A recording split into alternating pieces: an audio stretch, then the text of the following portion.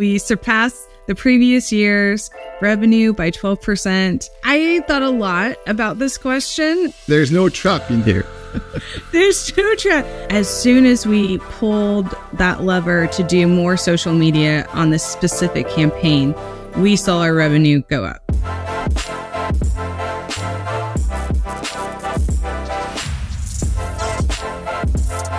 Welcome to the Social Media ROI Hot Seat Podcast. My name is Emric Arnoux.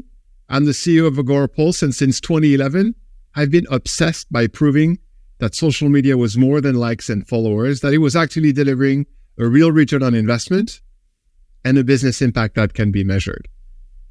At the beginning of 2022, Agorapulse launched a social media ROI tracker and report, and since then, I've been on a quest.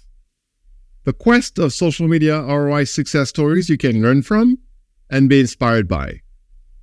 This is why this podcast exists, and I hope that thanks to what you're going to learn following it, you too will be measuring the business impact of social media on your business or the business of your clients. Let's get on with the show. Hello, Rhonda. I'm very excited to have you today on my new podcast. Thank you for joining me. Thank you so much for having me. We had the privilege of getting to know each other very recently before the summer as you were working with our software. So that's how we got to know each other. And we've exchanged a lot of emails and LinkedIn about me wanting to learn more from you on how you leverage social media to measure the business impact. So I'm very happy to have you on the show today. And for our listeners, what I would like you to do as an introduction is to, in like 3 minutes or less, give them the big picture of who is Rhonda Geet and why they should care. Thank you so much. I am a marketing professional with over 20 years of experience and have helped 2 startups be acquired, one by Electronic Arts, one by MTV Networks. Last year, I also helped take a company public. Currently, I am one of the portfolio advisors for Hatchet Ventures. We are a successful group of executives that have a bias for action and prioritizing helping underrepresented founders such as women, BIPOC, LGBTQ+, veterans, first-generation college grads, non-college grads, and many others. I'm also a fractional chief marketing officer working with companies in the manufacturing and SaaS industries. And social media has always played a large role at a lot of companies that I've worked at. And it's mainly been a branding tool for us to help raise awareness and target customers during different points of our buyer's journey. So I'm very excited to be here and talking social media with you. I love the bias for action. I feel the same way. So it's a great bias to have, in my opinion. Social media being a branding tool, that's a great segue to get to my first question. My first question is about the time when you realized that social media was a branding tool and probably only a branding tool, and you wanted social media to be more than that and to have business impact that you can measure. Do you remember when you had that realization that, oh yeah, it got to do more, it got to be more? Do you remember when it was and what get you there? Yes. So managing several marketing teams over the years, you want to know what's working and what's not, so you can focus your limited resources and efforts into getting better customers to convert into paying customers. And I've always asked any marketing manager, social media coordinator that I've had, anyone, what are we doing with social media? What channels are performing the best? What is getting us the best results? What is contributing to revenue? And we would pull reports for hours trying to get information from Google Analytics and other resources to try to piece together what was working and what wasn't. And we kind of got a general idea, but nothing that I felt comfortable going to an executive leadership team with and saying, social media is driving X% of our revenue and our bottom line. And I just kind of thought, oh, that's not possible with social media. You know, you can do it with many other marketing channels, email, you can say this email A/B test generated X number revenue more per week, but you've never been able to do that with social media. And when I discovered Agorapulse, it became a complete game changer for me. I had the ability to track revenue from social media and also understand different links within the post, what was working, what wasn't, what was resonating with a particular target audience or persona that we were going after, and track that all the way through and easily report on it and know that I was confident in the numbers. And I never had that before. So it kind of helps focus executives and people who are heading up marketing on, okay, we have limited resources. This is working. We know it's contributing to revenue, so we're going to put more effort behind it. When you don't have that data behind it, it's hard to say that confidently, even though you know that it is working, but you don't have the data to back it up.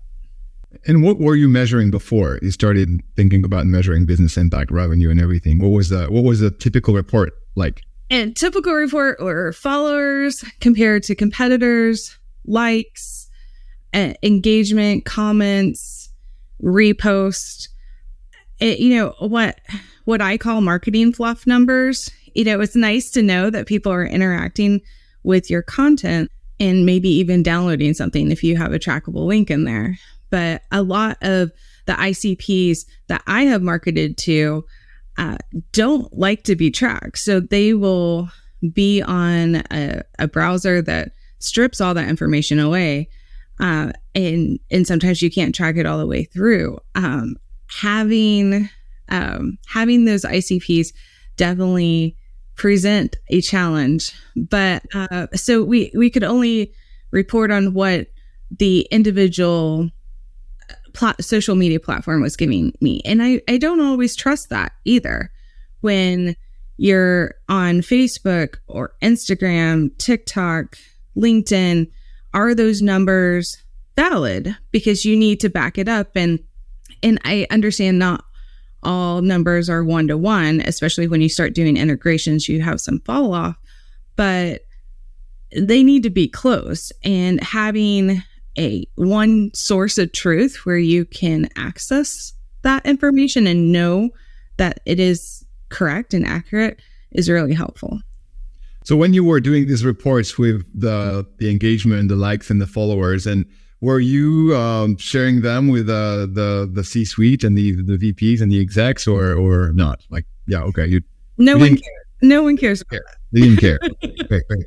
So how did you educate them on caring about social media? How did you, this is part of my job. I'm doing social, part of many other things, but it's part of my my scope. How did you educate them so they changed their view? What did you do to make them pay attention to what was being done on social media? Well, I think it's a blessing and a curse that social media has never really been one of those channels that a lot of executives care about. So I never really brought it up. It was just part of the overall marketing mix of this is what we're doing. And as long as you were getting results and hitting your revenue numbers, no one asked questions. And, it's because social media hasn't been viewed as that strong channel for driving revenue.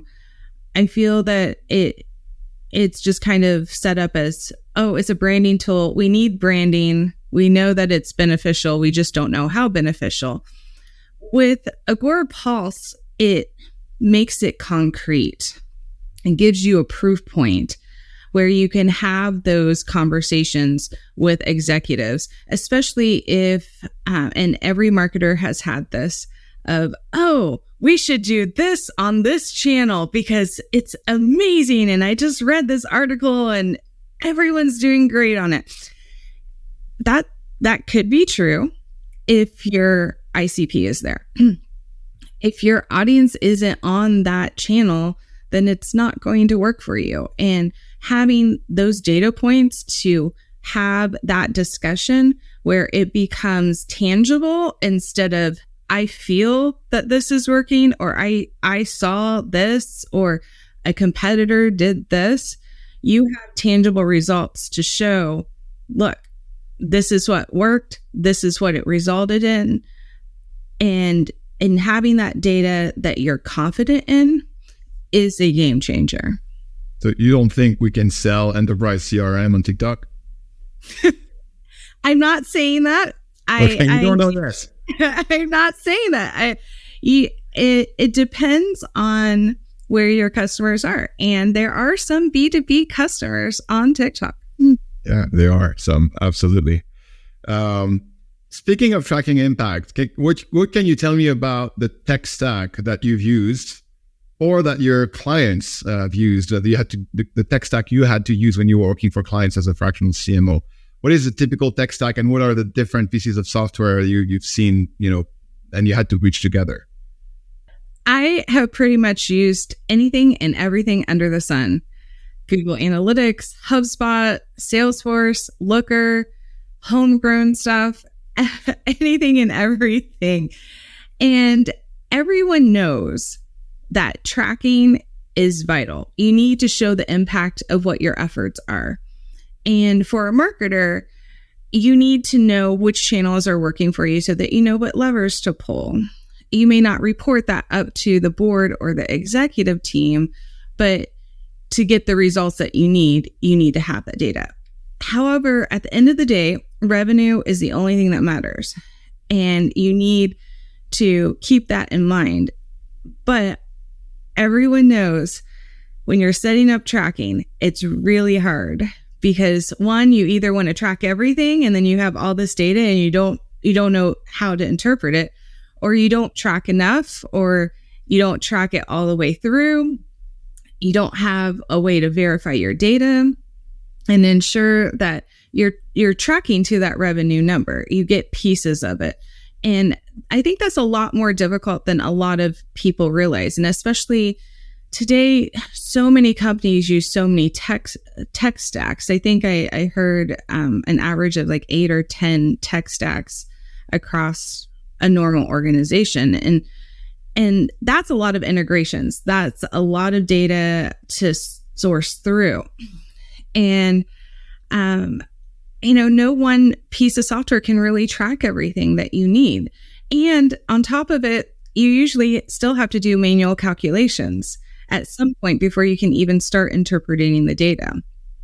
So having a software platform such as Agorapulse that has that one source of data for social media, and you can verify it through the individual platforms and through Google Analytics, you can say, look, yeah, they're not one-to-one, but they're close enough and are one source of truth for this particular channel is going to be our social media platform. And if you can have that for each of the channels, for email marketing, for social media, for everything that is in your marketing mix, then it helps you get to where you need to be.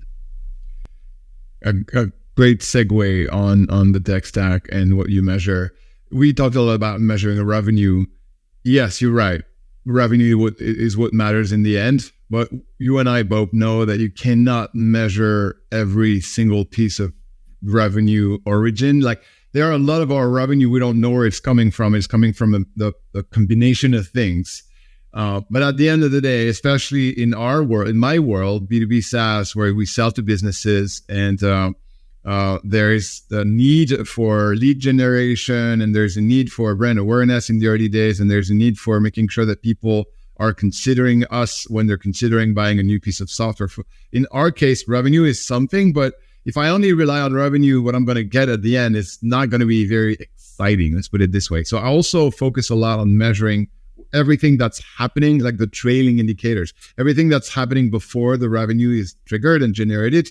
That is important to me. Like, people who visit my pricing page, people who sign up for a free trial, people who download piece of marketing that I created for lead gen to explain what we do and the value we do. All these things I measure, and they have a lot of value to me because I know that eventually if people consume enough of them or act on these enough, it will eventually lead to revenue. Even though my tracking software, like my Google Analytics, for example, will not be able to track all the way there because they're using their mobile for step number 1 and their iPad for step number 2 and then their laptop for step number 3 and a friend's computer for subscribing, and that is going to break the whole cycle. So what kind of goals were you tracking when you were working for clients? What was your focus? Were you focused on simplicity? Were you focused on tracking as many goals as possible?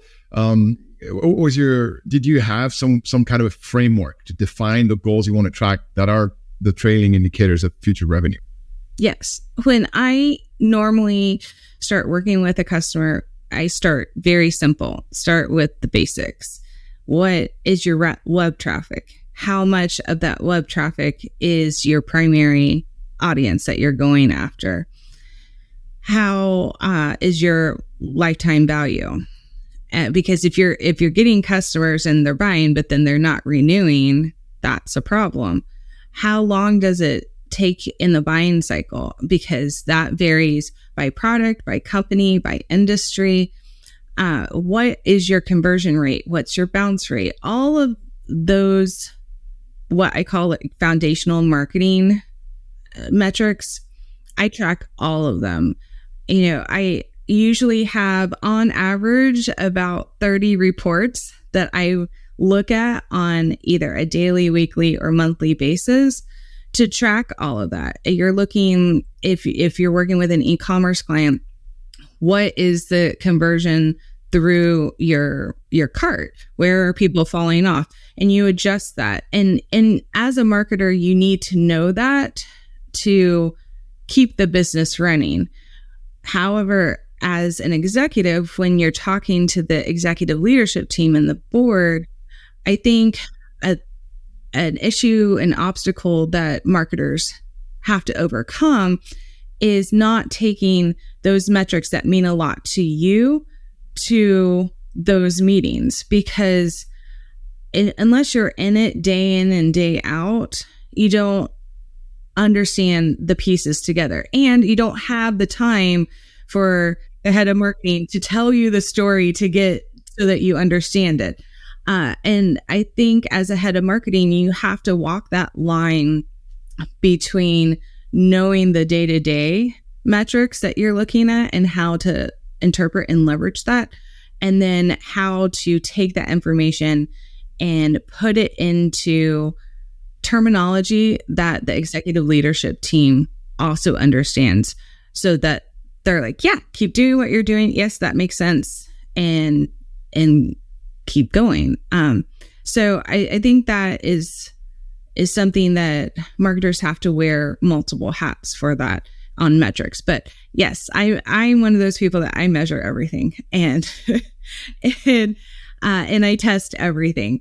So it is in my DNA. It's just how I am marketing. Yeah. Well, one thing I've realized, because I'm on the C-suite part. I'm the CEO, and I have my CMO who comes to us and explains what he's doing.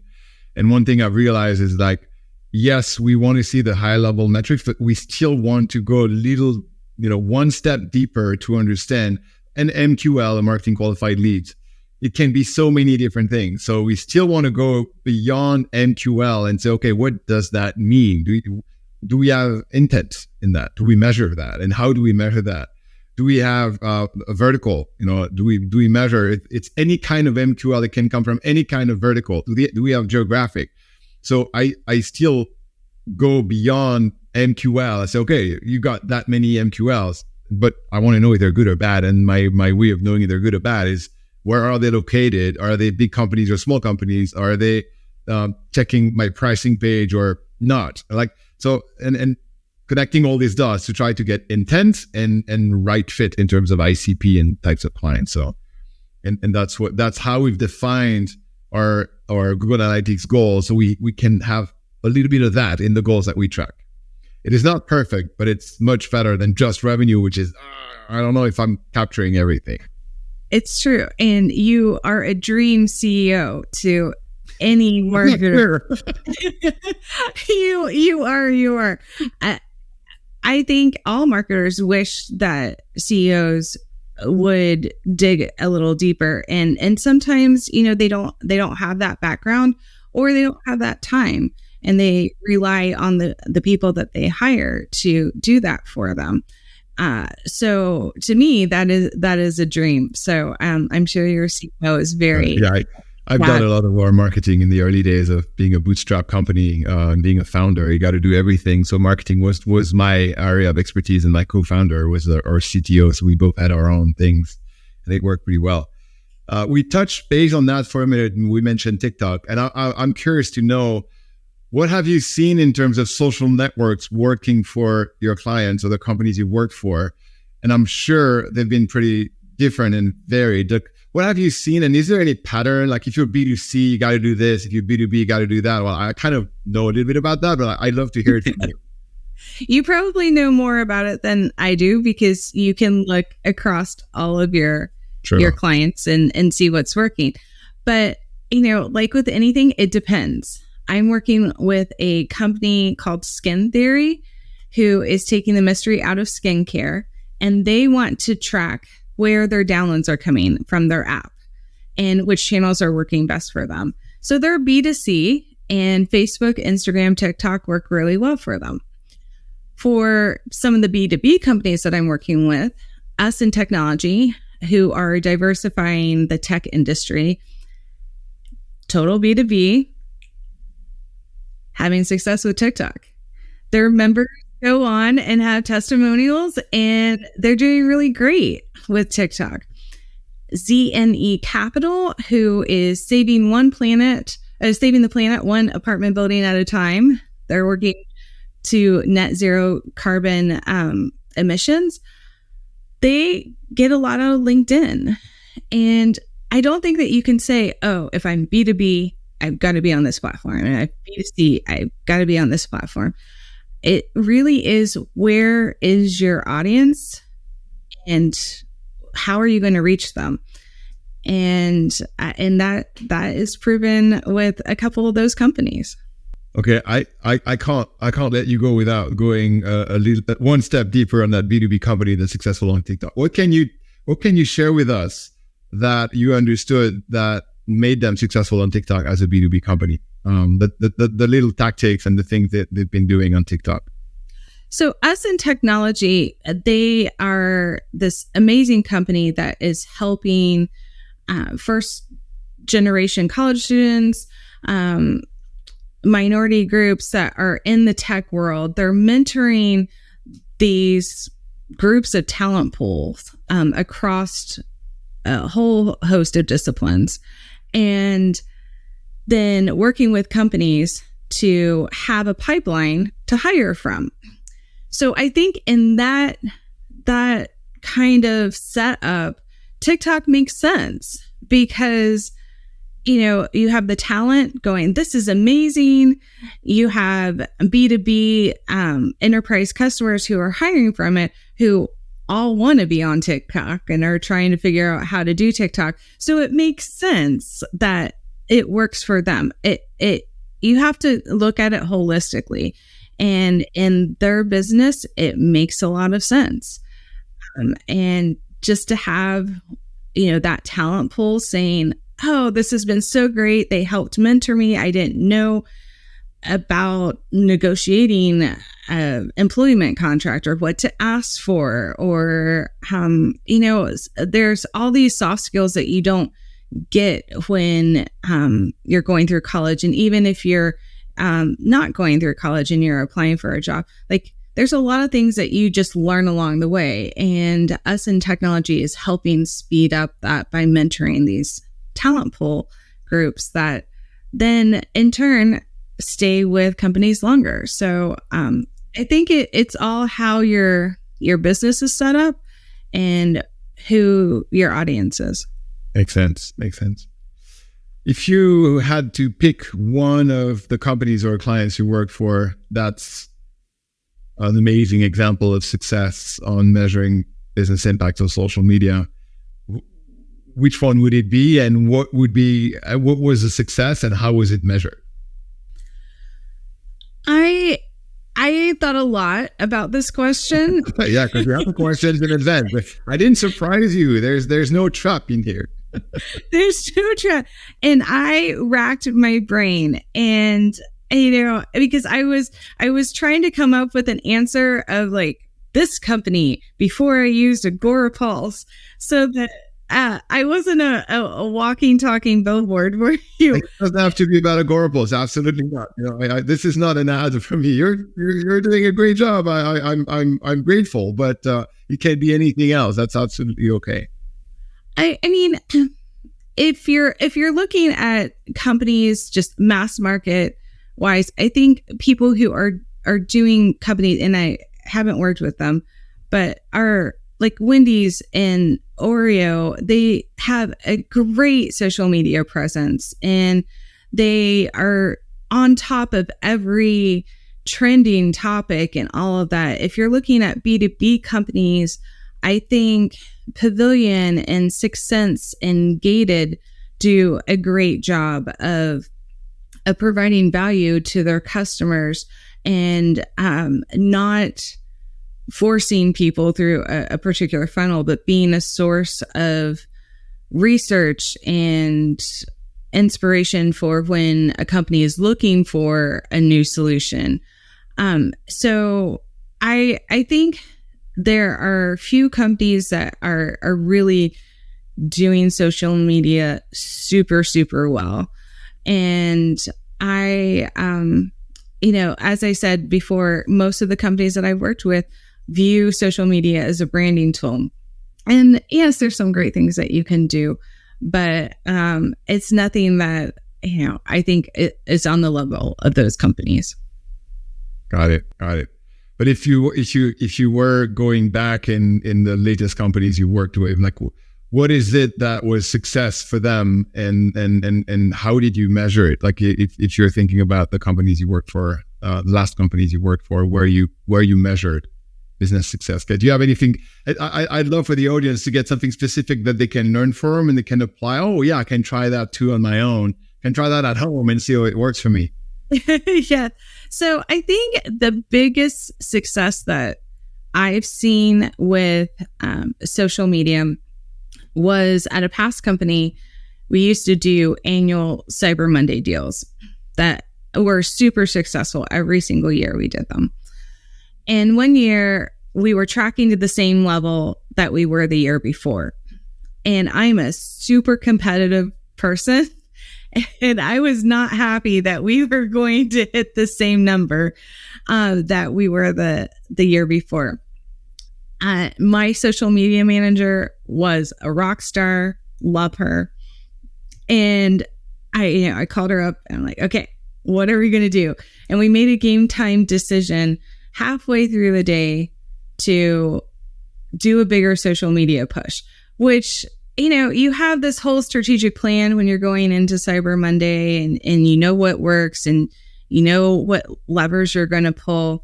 And social media just, again, was that branding tool. But I was like, I have it in my gut that I think this is going to work. And on the fly, we came up with a campaign that spoke to a very specific audience on Facebook. And it worked. We surpassed the previous year's revenue by 12%.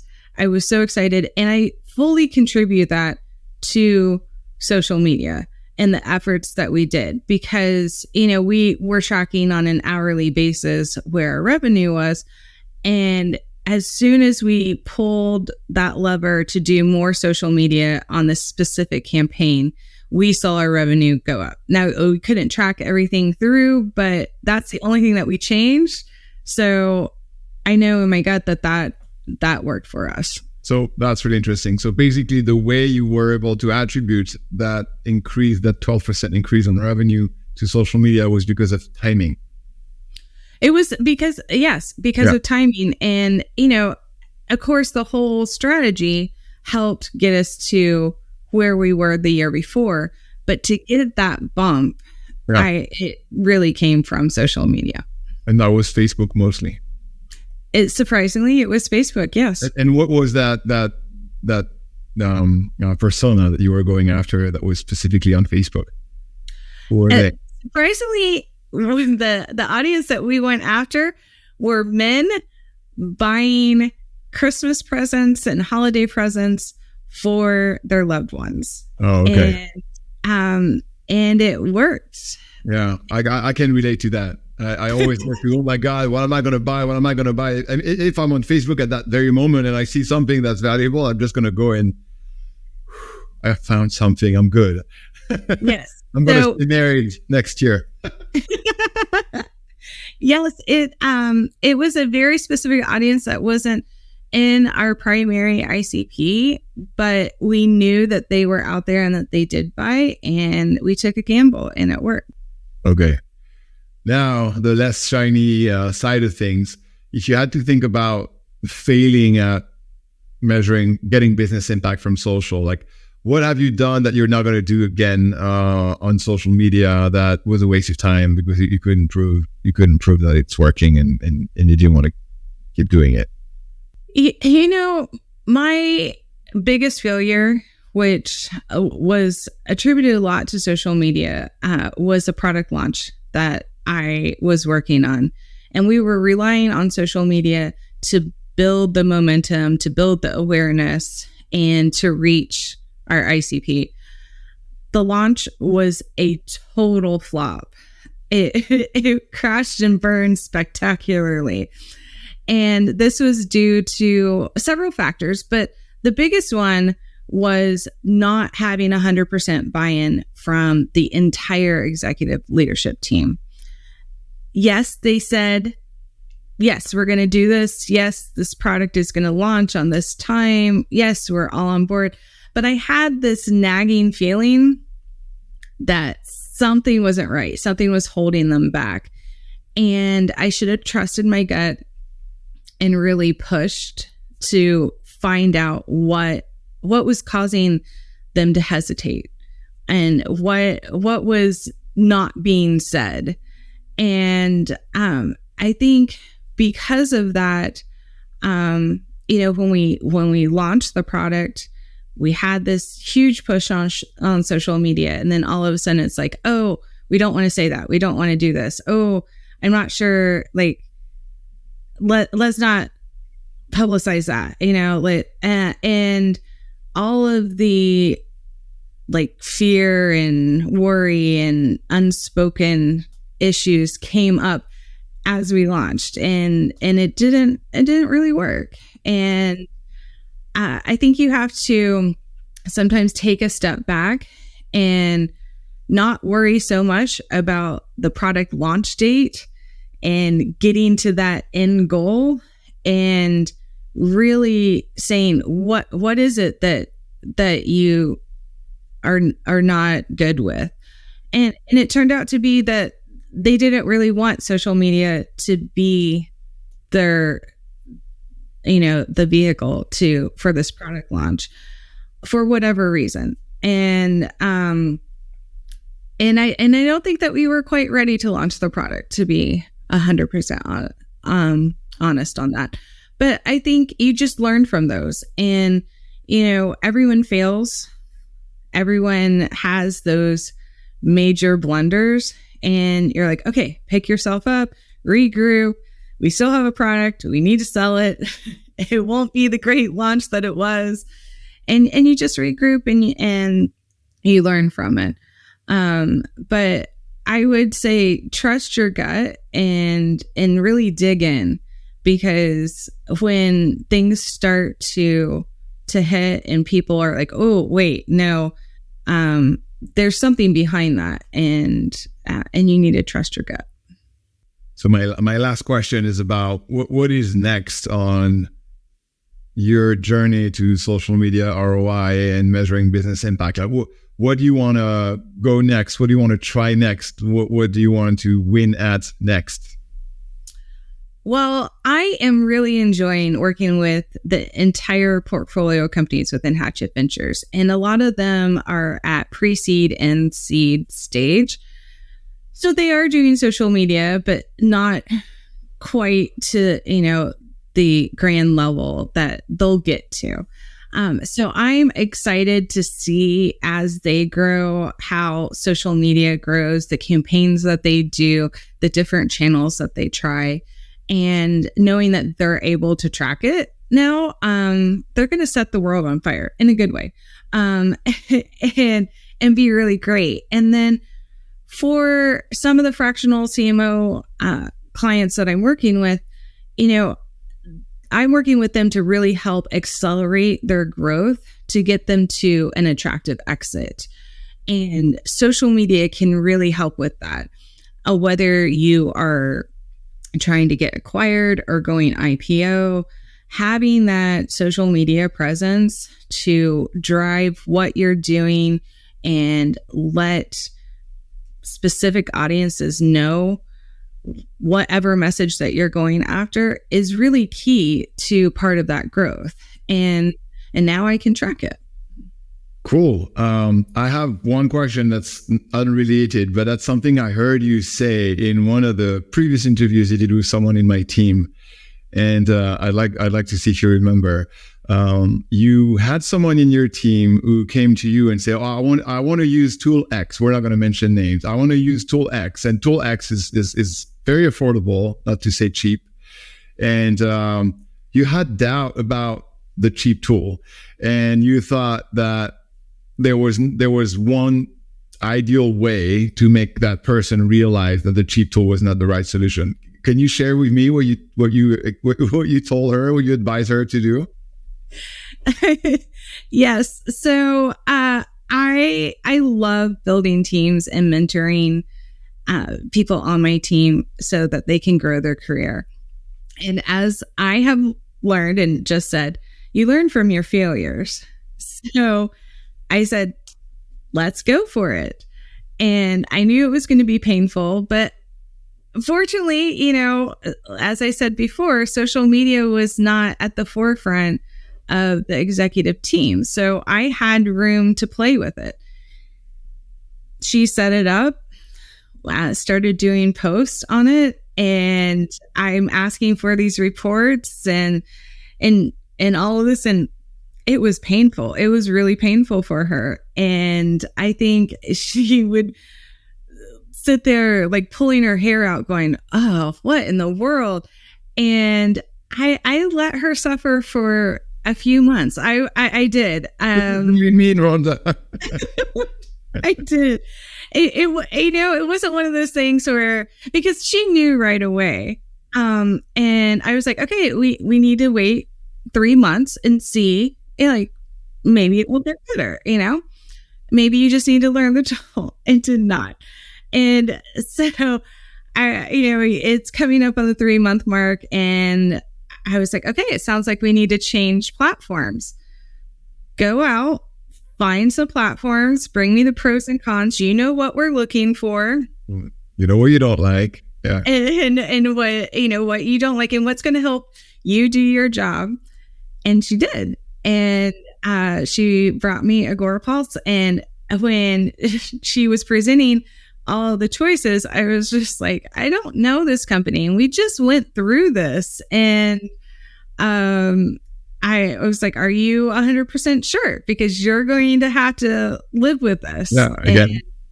And she's like, yes, I am. And it was a game changer. I wanted you to share that story because I thought it was really, really smart of you to not tell her what to do, but to let her go experience what the choice she was about to make is going to mean for her, and let her make the decision and realize for herself. I thought that was great coaching.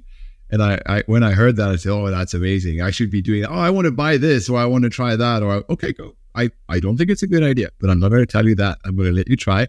I'm going to let you experience the pain it probably is going to be, but I won't be the one telling you, you do feel that pain, and then come back to me and say, okay, yeah, no, it doesn't work. So that was a really smart thing. I am very happy that it was another tool and it eventually came to us. You didn't know us before. So I had absolutely no influence in that process, but I thought that was really smart of you. Rhonda, thank you very much for having shared your social media ROI journey with me. And I wish you the best for the next couple of months. And I've been thrilled to have you on the show. And thank you very much. Thank you so much. I really, really enjoyed it.